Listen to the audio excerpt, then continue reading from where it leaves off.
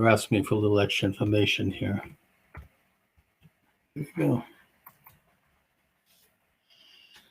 All right, we're just in the process of going live on YouTube video and recording.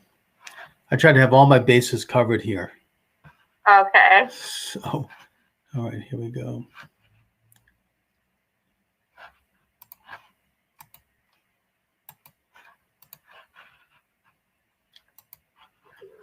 All right, Charles Moskowitz here. Thanks for joining me, everyone. Monday through Friday, 12 noon to 1 p.m. Eastern Standard Time. My guest is Danielle Hiles. Danielle is the author of a new children's book that explores effects of George Floyd's death on the Black community. The author and educator inspires today's youth to stand up against racism. In her latest release, We Can Stop Now. Danielle, thanks for joining me. Thank you. Thank you for having me. So we all know about the George Floyd death. It was a terrible thing to watch. I mean, the videos were shown quite a bit, very disturbing. And we know about the riots that really took on an international hue, as you mentioned afterward, and an awareness about police excess and police brutality, particularly as it may target the Black community. Talk a little bit, if you will, about your book, because your book specifically is an animation to reach younger people. Well, We Can't Stop Now is basically about George Floyd and the death of George Floyd. However, what makes it different is that you see it through the lens of a child. So they're looking at, why is my father dying at the hands of the police? So it looks at it through a child's lens. Okay, and it certainly is an issue, of course, but I mean, I hope that in the converse, the book does not encourage fear of police in general. I mean, I'm very suspicious of police, or for that matter, any government official. We need to understand how to conduct ourselves when we're around them. No, it purports a story. It purports a story. Okay. But does that story, could that story be seen as, particularly by a young person, as, in a sense, kind of possibly generally tarring all policemen as trying to kill Black men? I mean, it's because that is what happened with George Floyd. Well, in this particular story, it looks at one father dying at the hands of the police. So I'm not going to purport that all fathers are dying at the hands of the police, but this is a reality and it is happening. Sure. So it's a story being told. Of course, and should be told. I just hope that it's put in a broader context for younger people to not be, overly fearful of police, or to claim that police have something against Black people per se. I mean, obviously in this case that was true, but in a sense, this could be one of these things that, inadvertently, not deliberately, may actually create more, problems, more division. Because, if you're a young person, especially if you're Black, and you might be living in a neighborhood where there might be in more crime and more violence, you want to be able to go to the police for help. Yes, and children will see that it's twofold, right? This particular police officer was against a father and killed the father. However, police are also there as support and help. Right. In this particular story, it's not showing it twofold, but that's up to the parents as well to educate. Oh, understood. And I think that, clearly if you're a young Black man, and I mean, I can't put myself in that position because I pass as white. I understand that, usually the parent will have the conversation with the child about being a little extra careful because they're Black, and that they may end up being specifically targeted. They could be pulled over and whatnot, and how to behave. I mean, there's no question that that's happening, and there's no question that our police need to have better training and, understand, more, to be more careful in those situations. I mean, the concern I have is, though, that it's the kind of thing that could inadvertently, if not put in the proper context, it could inadvertently actually fan the flames of race separation and race identity in a way that's not favorable. But it could also tell the story of many that haven't been told. So True. The fathers that actually have been stopped by the police officers and there's no real claim to it. So it also has to tell that story as well. But it's up to the parents to educate that it's two-pronged. Oh, yeah, absolutely. And your book is obviously seen as a tool to do that. Now, talk a little bit about the book itself. Do you get, I mean, do you actually get graphically into the terrible event itself, or how do you handle that? No. It's just a father dies at the hands of the police, and the child wants agency and goes to his teachers for social justice. And what is it that the child is asking the teachers to do? To tell the students that this happened to his father at the hands of the police, and to give agency that this doesn't happen again to other fathers. Okay, fair enough. I mean, another concern that I have generally with this type of education is that it could lead to a hyper race awareness that could actually be destructive. And I'll give you an example of a story that just actually happened yesterday. There is this country singer by the name of Morgan Wallen, who apparently he was on the verge of signing a major record deal, and he had a pretty big following in his town. And I guess he was coming home from a party with his wife and maybe some other friends. I think they were drunk, and he he used the N-word in a comment with the friends, which of course is terrible. But the problem is that a neighbor apparently recorded it on his smartphone and put it out into social media. And because of that, he's now been dropped by his record label. He's been told he cannot appear on radio at all. In other words, possibly his whole life has been upended by this. And it was a private comment. I'm not, whether he actually is racist or not, we don't know. We don't know the context of it.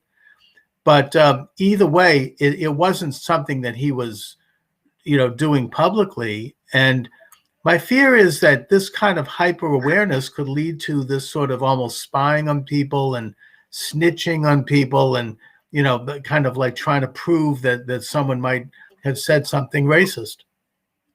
Well, excuse me. It's funny that you say this, because the comment of a nigger, I was just called the nigger within my school context. I'm a vice principal. I'm a doctor of education at my school, and I was called a nigger, and there wasn't any recourse for the student that called me it. And so for this country singer, at least there's recourse for it. Mm-hmm. I don't want to end anybody's career. However, if there's recourse in saying it, then we have to make sure that the lesson has been learned. In my situation, I don't feel that there was agency, that the student knew the importance of nigger, and that it was rooted in enslavement, and that's where it comes from. Right. It has to be taken seriously, and I'm actually glad that it was taken seriously with this country singer. I don't want to end anybody's career. However, there needs to be recourse with the word nigger.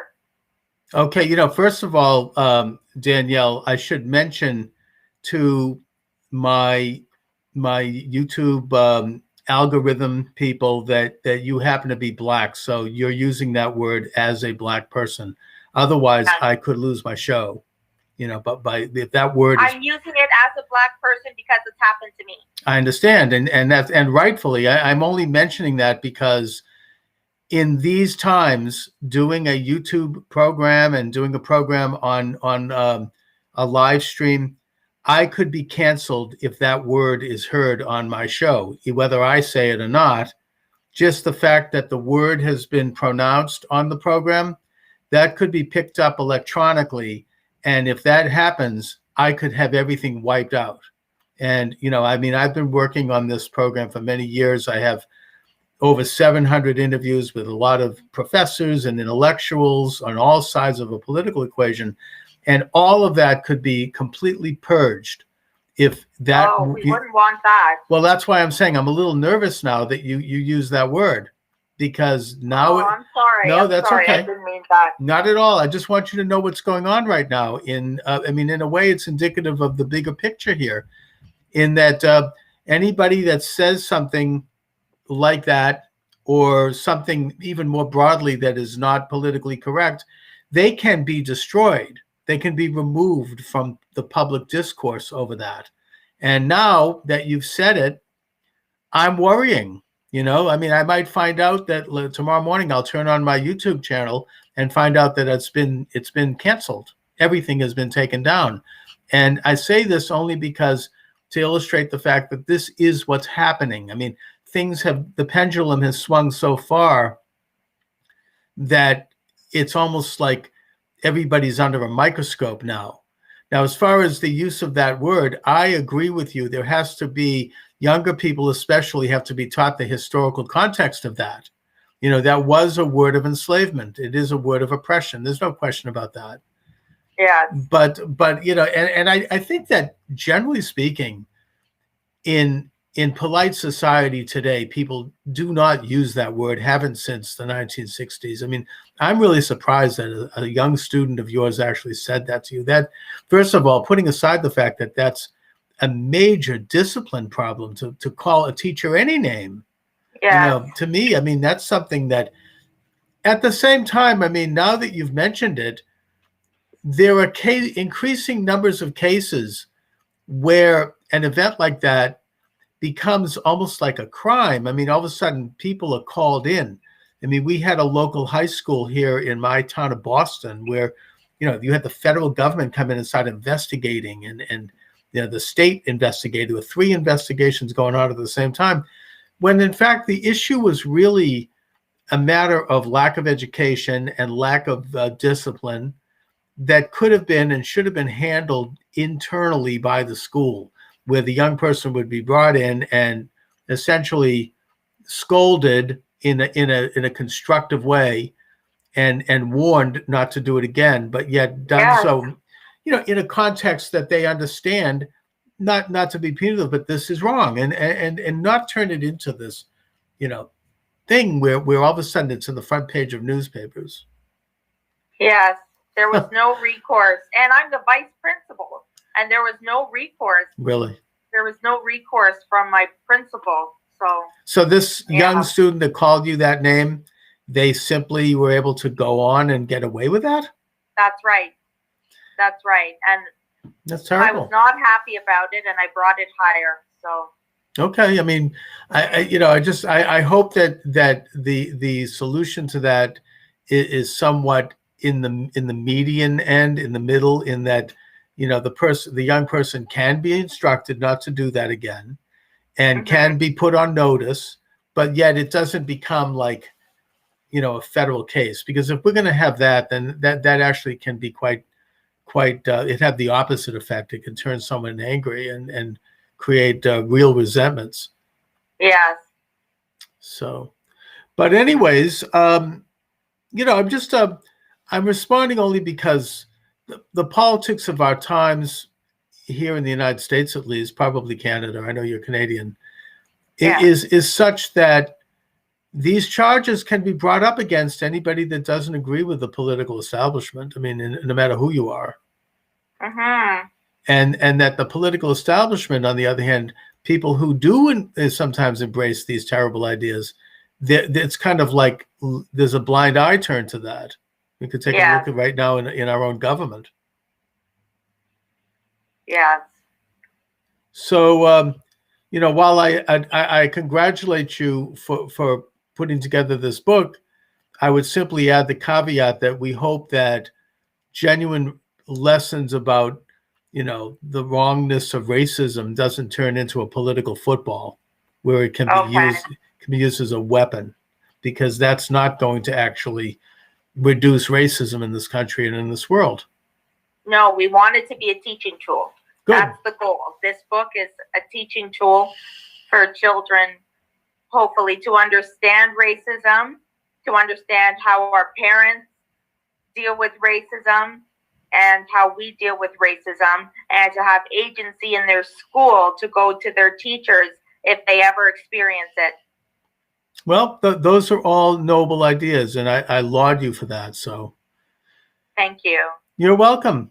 So, Daniel, let my viewers and listeners know where they can get your book, or if there's any websites you'd like to share. Yes, on Amazon, on iUniverse, and Barnes & Noble, as well as Chapters in Indigo. All right. So, Dr. Daniel Hiles is the author of this new book, We Can't Stop Now. It's a children's book that talks about the effects of the George Floyd death on the Black community. Danielle, I want to thank you very much for joining me. Thank you so much. All right, my pleasure.